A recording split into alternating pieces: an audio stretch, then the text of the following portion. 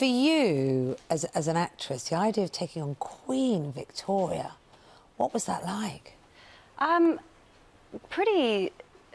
I had to kind of really think about it, actually, but I think it's because it's somebody that's obviously real and existed, never mind someone who's kind of, you know, so iconic and so part of our history. But I think whenever you play anybody that's actually really lived, yeah, there's a certain kind of responsibility, I suppose. So we tend to think of Queen Victoria, I think, mainly in later stages when she was not amused and, you know, when she was sort of the kind of ultimate sort of moral arbiter.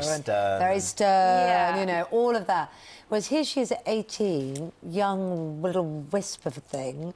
And we're also promised, I don't know if this is true, a little bit of steaminess. Yeah, with Albert in particular. I mean, it's interesting because again, it's people have got this preconception of her, and I think it is because, you know, we see her in black, she's wearing black, and that image of her, she's much older.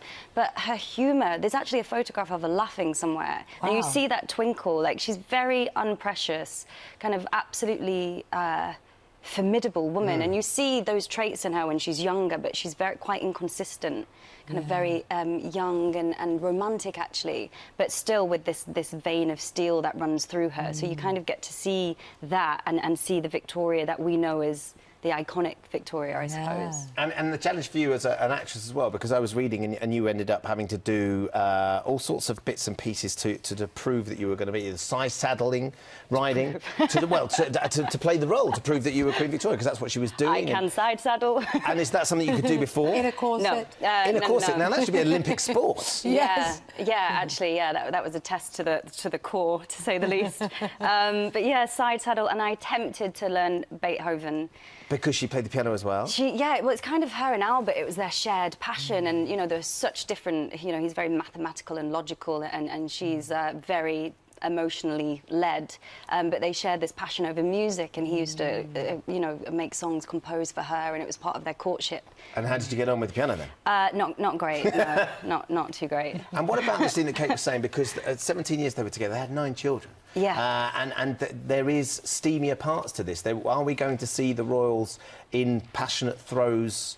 Yeah, it's not something we've shied away from at all, because I think to understand their relationship and to understand how they operate with one another, their chemistry and their passion, their love for one another was extremely strong, but yet turbulent. So there's so much that happens, but in order to understand them as a dynamic and as how they operate, you have to have that passion there, and I think it's quite important to not shy away from it. Well, talking of passion, there have been pictures of you and Prince Harry. I'm assuming you're together because of research? Was for the royal family? Was that what it was? No, he's a friend of mine. Is he? He is, yes. See, we want him married off. The idea of Prince Harry to marry to Clara, Dr. Who's sister, would be brilliant. Well, that's the magic. That's written in your story, that's isn't my it? Right dream, there. yeah. Jenna, it's lovely to see you. Best of luck. Thank you. When it airs. I know you've been waiting for a long time. It's a big thing, and we're all going to be, like you say, Downton slot, Sunday night. Fingers crossed. Thank you. You get the reception that we hope for. Thank you very much. Actually, a lot of people say, don't spoil anything for me. Yeah, it's changed now, where people are like, don't say anything. I wouldn't anyway. I'm sort of well-trained in sort of keeping very stum about everything. It's almost like, what can I say? Oh, no, that is OK. That bit's aired. Now, it's a rather different character you play in Upstart Crow, where you're much cleaner.